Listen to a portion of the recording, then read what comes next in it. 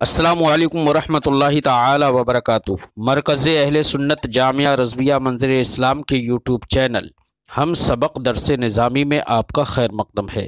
پیارے بچوں، جنہوں نے اب تک ہمارے چینل کو سبسکرائب نہیں کیا ہے وہ ضرور سبسکرائب کر لیں اور بیل آئیکن یعنی گھنٹی بھی بجا دیں تاکہ ہر ویڈیو کی نوٹیفیکیشن اطلاع اپلوڈ کرتے ہی آپ تک پہنچ جائے، اور اپنے ساتھیوں سے بھی شیئر کریں، شیئر کرنا نہ بھولیں تاکہ ان کو بھی فائدہ حاصل کرنے کا موقع ملے، اور بات پسند آئے تو لائک بھی کیا کریں اور اپنے قلبی تأثر کو ضرور کمنٹ کر کے بتائیں۔ بیٹا، پہلا آج دن ہے اور ہم ششماہی آخر میں اللہ رب العزت سے دعا گو ہیں کہ اللہ رب العزت تمام تر احترام کے ساتھ اور اپنے نیک بندوں کے نقوش قدم پر چلنے کے طریقے پر نبی کریم سرور کائنات فخر موجودات صلی اللہ علیہ وسلم کے اقوال و افعال اور آپ کی تقریر کو اسی طریقے سے پڑھنے اور پڑھانے کی اللہ ہمیں توفیق مرحمت فرمائے جس طریقے پر ہمارے بزرگوں نے بخاری شریف کو پڑھا اور پڑھایا ہے۔ آج پہلا دن ہے،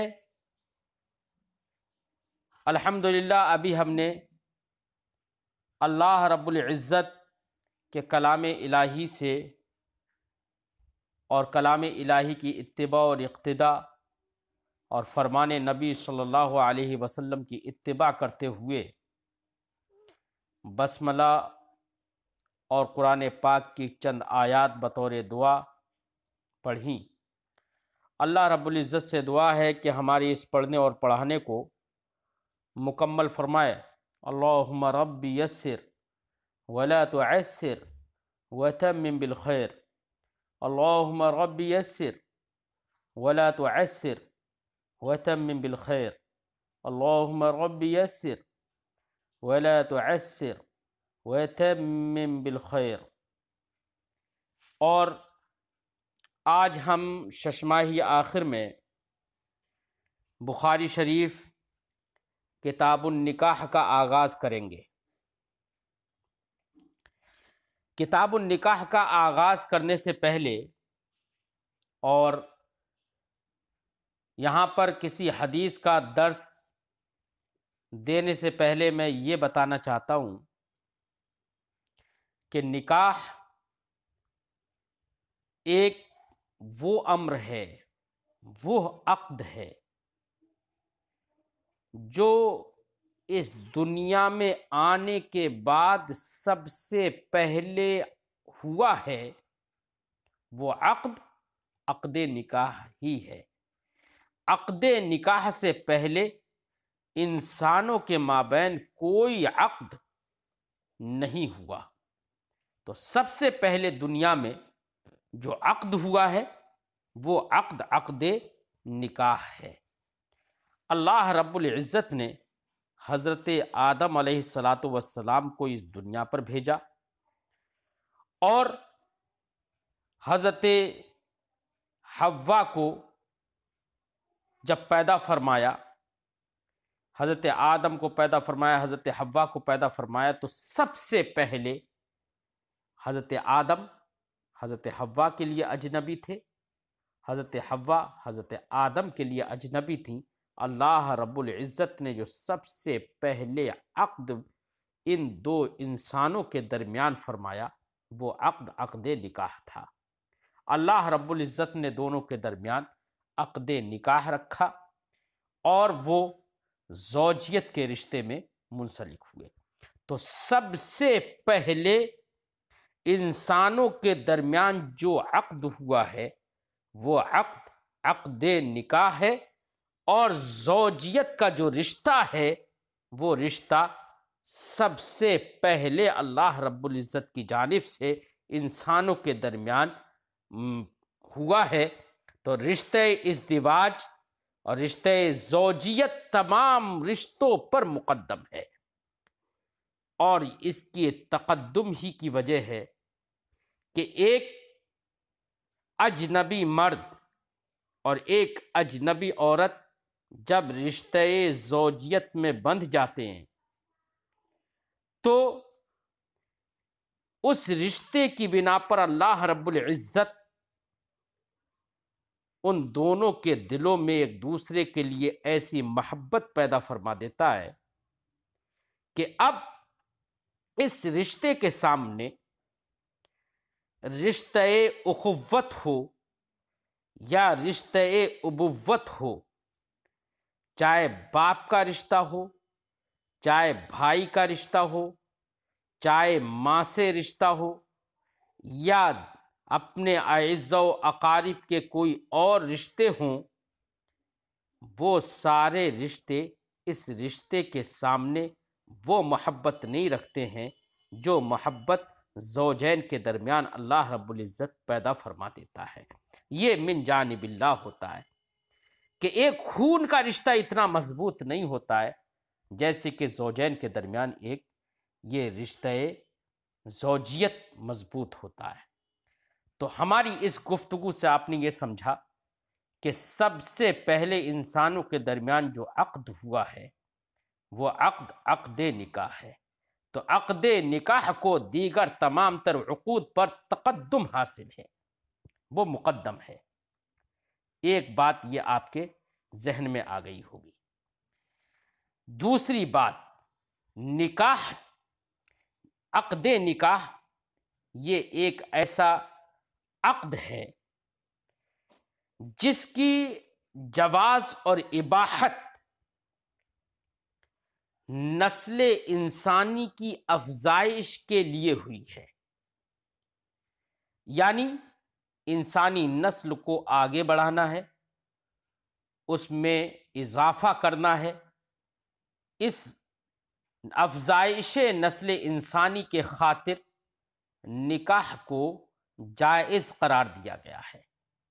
اور عقد نکاح وہ عقد ہے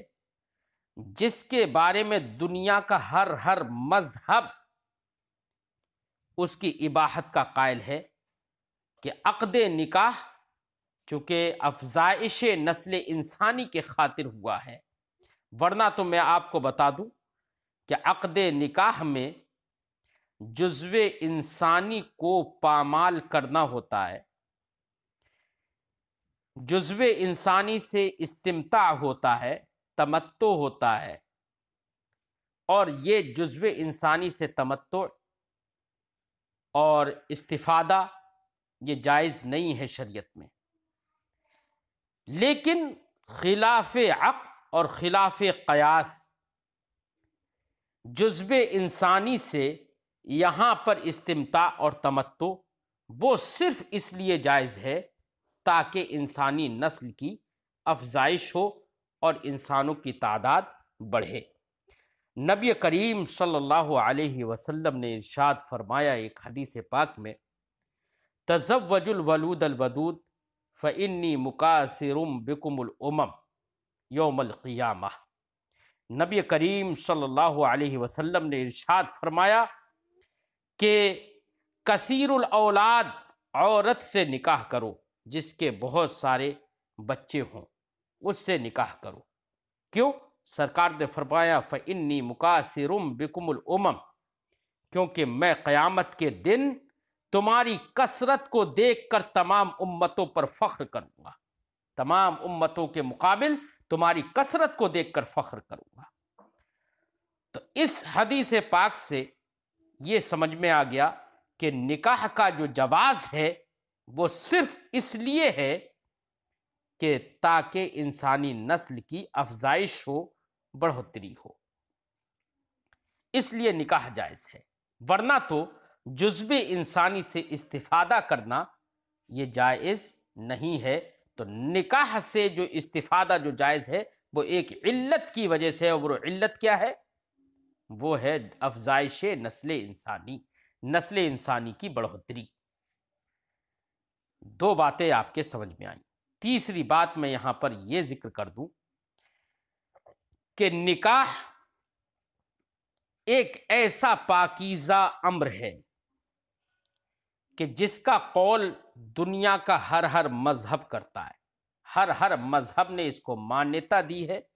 ہر مذہب نے اس کو ایکسیپٹ کیا ہے، ہر مذہب کے اندر نکاح کیا جاتا ہے۔ نکاح نام ہے در حقیقت ایجاب و قبول کا، کہ مرد و عورت میں سے ایک کہے کہ میں نے تم کو میں نے اپنے آپ کو آپ کے حوالے کیا، دوسرا کہے میں نے اس کو قبول کیا۔ اب ایجاب و قبول دونوں میں سے کوئی بھی کر سکتا ہے، اور یہ ایجاب و قبول ہر مذہب میں پایا جاتا ہے۔ اس لیے نکاح کا کام، نکاح کا طریقہ اور عقد ایجاب و قبول کا طریقہ ہر مذہب میں الگ الگ نوعیت رکھتا ہے، لیکن یہ ماننا پڑے گا کہ عقد نکاح وہ عقد ہے جس کو مانیتا اور جس کو ایکسیپٹ ہر مذہب نے کیا ہے۔ ہر مذہب نے نسل انسانی کی افزائش کے لیے نکاح کو جائز قرار دیا ہے۔ اسلام نے نکاح کو بہت اہمیت دی، اور نکاح کے ذریعے سے ایک اجنبی عورت بیوی بن جاتی ہے، ایک اجنبی شخص شوہر بن جاتا ہے۔ پھر جب وہ رشتہ ازدواج میں منسلک ہو جاتے ہیں تو ان سے منسلک ہونے کے بعد شریعت نے ان پر بہت ساری ایسی ذمہ داریاں رکھی ہیں کہ تاکہ شوہر اپنی بیوی کے حقوق سمجھے اور بیوی اپنے شوہر کے حقوق سمجھے۔ اگر شریعت کے مطابق بیوی اور شوہر ایک دوسرے کے حقوق کو سمجھنے لگیں، شریعت کے مطابق شریعت نے شوہر پر عورت کے جو حقوق رکھے ہیں اور عورت کے شوہر پر جو حقوق رکھے ہیں، اگر میاں بیوی اور شوہر اور بیوی ایک دوسرے کے حقوق شرعیہ کو سمجھے، ان کی اہمیت کو جانے اور ان کو بروئے کار لائیں اور انہی پر عمل کریں، تو میں سمجھتا ہوں کہ ایسے زوجین کی زندگی میں کبھی بدحالی نہیں ہوگی، اور ایسی زوجین کی زندگی ہمیشہ شادابیاں اور خوشحالیوں سے منور و معطر ہوتی رہے گی۔ شرط ہے کہ شریعت اسلامیہ کے بتائے ہوئے قانون پر دونوں عمل کریں۔ شریعت نے ایک دوسرے پر جو حقوق عائد کیے ہیں ان حقوق کو پہچانے، سمجھے، بروئے کار لائے۔ تو سب سے پہلے آج ہمارے معاشرے میں جو جگہ جگہ شکایتیں آتی ہیں کہ بہو جو ہے وہ شوہر کی عزت نہیں کر رہی ہے، بہو اپنے ساس سسر کو نہیں سمجھ رہی ہے، ساس سسر اپنی بہو کو نہیں سمجھ رہے ہیں، شوہر بیوی کو مار رہا ہے، شوہر اور بیوی کے درمیان تعلقات صحیح نہیں ہے، ان کے مزاج آپس میں نہیں مل رہے ہیں۔ یہ صرف وجہ اس کی یہ ہے کہ وہ شریعت کے احکام سے ناواقف ہے، ایک دوسرے کے ساتھ معاملات ویسے نہیں کر رہے ہیں جیسے کہ انہیں شریعت نے حکم دیا ہے، اس لیے ان کے درمیان مزاج نہیں مل رہا ہے۔ میں آج گارنٹی کے ساتھ ایک بات کہتا ہوں کہ اگر ہر شوہر اپنی بیوی کے حقوق کو سمجھ جائے، ہر بیوی اپنے شوہر کے حقوق سے آشنا ہو جائے، ہر عورت آنے والی اپنے ساس اور سسر کو اپنے ماں اور اپنے والد کی حیثیت دینے لگے، ہر ساس سسر اپنی بہو کو اپنی بیٹی کی سی اہمیت دینے لگے، تو مجھے یقین ہے کہ معاشرے سے یہ تمام تر جو خرابیاں پیدا ہو گئی ہیں یہ ساری خرابیاں سرے سے اٹھ جائیں گی۔ لیکن افسوس کی بات یہ ہے کہ شریعت کے احکام اور حقوق سے ناآشنائی کی وجہ سے آج ہمارے معاشرے میں نہ کوئی سسر اپنی بہو کو بیٹی سمجھ رہا ہے، نہ کوئی ساس اپنی بہو کو بیٹی کی طرح عزت دے رہی ہے، نہ کوئی بہو اپنی ساس کو اپنی ماں کی طرح عزت دے رہی ہے۔ یہ ماں اور باپ کی طرح عزت دینا تو دور کی بات، بہو کو اپنے اوپر کیا حقوق ہیں شوہر کے، شوہر پر بیوی کے کیا حقوق ہیں ان کو آشنا ہی نہیں ہے، وہ جانتے نہیں ہیں، جس کی وجہ سے خود میاں بیوی بھی بڑی زندگی میں پریشانیوں کا سامنا کر رہے ہیں، طرح طرح پہ جگہ جگہ پر طلاق کی نوبت آ جاتی ہے۔ اس لیے نکاح دو خاندانوں کے درمیان الفت و محبت کا پیغام دیتا ہے، دو میاں بیوی کے درمیان محبت کا، دو میاں بیوی کے دلوں کو جوڑنے کے لیے یہ عقد کیا جاتا ہے، توڑنے کے لیے نہیں کیا جاتا ہے۔ اسلام نے دونوں کے درمیان محبت قائم کرنے کے لیے، الفت قائم کرنے کے لیے، دو خاندانوں کے درمیان میں خوشحال زندگی کا سبب بنایا ہے نکاح کو۔ اس لیے اسلام کے مطابق نکاح کرو، اور اسلام نے یہ کہا ہے کہ اللہ کے نزدیک سب سے برا عمل جو ہے وہ طلاق ہے۔ طلاق اگرچہ اسلام میں مباح ہے، لیکن بہت سارے شرائط ہیں، کب طلاق دے گا، کیسے حالات میں طلاق دے گا، کیا کیا سلجھانے کی ضرورتیں ہیں، اگر نہیں سلجھ سکے اور نہیں بن سکے، نباہ کی صورت نہ ہو، تب اسلام نے طلاق دینے کی اجازت دی ہے، ورنہ تو اسلام نے کہا ہے کہ اللہ کے نزدیک سب سے بری چیز جو ہے وہ طلاق ہے۔ انشاءاللہ طلاق کا بیان جب کبھی آئے گا تو انشاءاللہ ہم بتائیں گے کہ طلاق کب دی جاتی ہے، شریعت نے کب طلاق دینے کا حکم دیا ہے، کیا ہر وقت میں طلاق دینے کا حکم دیا ہے؟ بیوی سے اگر نمک کھانے میں زیادہ ہو گیا تو کیا طلاق کا حکم ہے؟ کیا بیوی اگر کہیں پر اس سے بیچاری سے کوئی ہلکی پھلکی غلطی ہو گئی تو کیا فوراً شریعت نے حکم دے دیا ہے کہ طلاق دے دو؟ نہیں، شریعت نے ایسے حکم نہیں دیا ہے۔ شریعت نے تو تمہارے دلوں کو جوڑنے کے لیے نکاح کروایا ہے، تو جو دلوں کو جوڑنے کے لیے نکاح کروائے وہ دلوں کو توڑنے کے لیے طلاق کا حکم کیوں دے گی؟ وہ تو مجبوری کی صورت ہوگی جب طلاق دی جاتی ہے۔ کیا کیا مجبوریاں ہوں گی، قرآن سے اس کے بارے میں پوچھو، انشاءاللہ جب اس کا وقت ہوگا تو ہم بتائیں گے۔ ایک اور بات آخر میں ہم یہاں پر ذکر کر دیں پہلے دن، کہ نکاح کی کئی صورتیں ہوتی ہیں، کبھی کبھی نکاح کرنا مباح ہوتا ہے، کبھی کبھی نکاح کرنا واجب اور فرض ہو جاتا ہے، جبکہ کبھی کبھی نکاح کرنا مستحب ہوتا ہے، اور کبھی کبھی نکاح کرنا حرام ہوتا ہے۔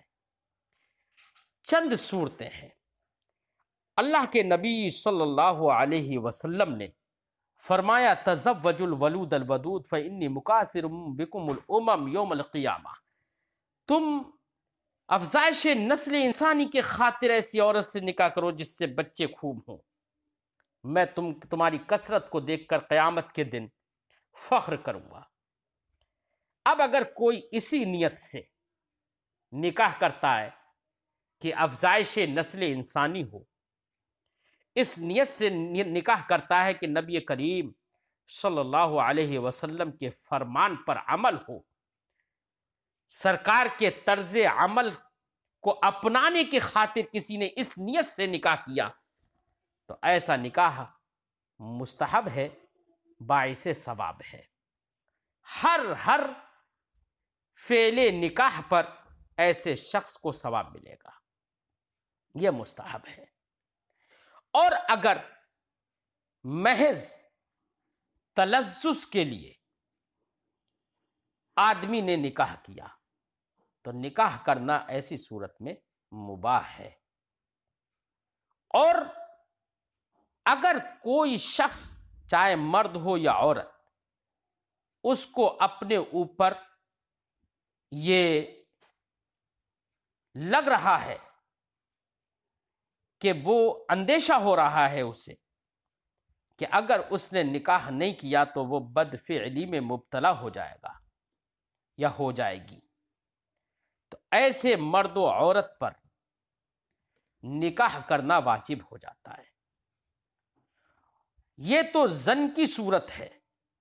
اور اگر کسی کو اپنے اوپر اپنی کنڈیشن کو دیکھتے ہوئے، اپنی حالت کو دیکھتے ہوئے، اسباب اور تقاضوں کو دیکھتے ہوئے اسے یقین ہے کہ میں بدفعلی میں مبتلا ہو جاؤں گا،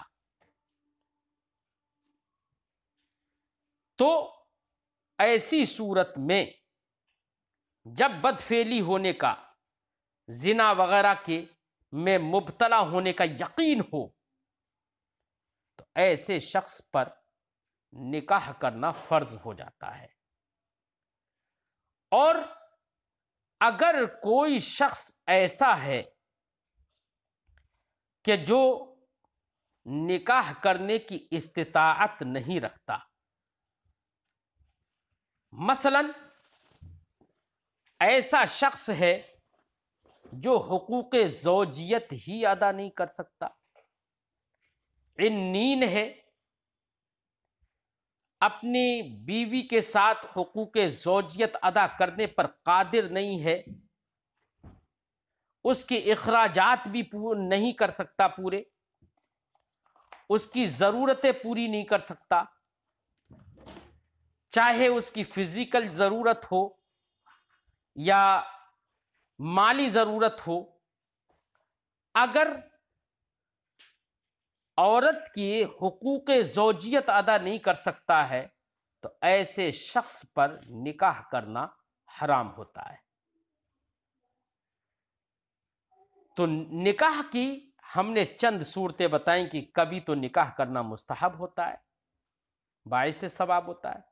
کبھی نکاح کرنا مباح ہوتا ہے، کبھی نکاح کرنا واجب ہوتا ہے، تو کبھی نکاح کرنا فرض ہوتا ہے، تو کبھی نکاح کرنا حرام بھی ہوتا ہے۔ آپ یہ چند باتیں یاد کر لیں۔ آپ کو سوال میں یہ پوچھا جا سکتا ہے نکاح کب واجب ہوتا ہے، کب فرض ہوتا ہے، کب مستحب ہوتا ہے، کب مباح ہوتا ہے اور کب حرام ہوتا ہے۔ ایک سوال آپ سے یہ بھی کیا جا سکتا ہے کہ نکاح کی اہمیت پر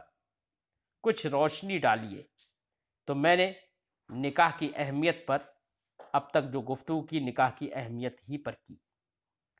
کہ سارے مذاہب، دنیا کے سارے مذاہب نے نکاح کو مانیتا دی ہے، پوری تقریر ہماری آپ نے سنی ہے۔ ایک سوال آپ سے اس کے بیچ یہ بھی کیا جا سکتا ہے کہ سب سے پہلا وہ عقد کیا ہے جو انسانوں کے درمیان ہوا ہے؟ تو ہم نے آپ کو بتایا کہ وہ عقد نکاح ہی ہے جو سب سے پہلے عقد انسانوں کے درمیان ہوا۔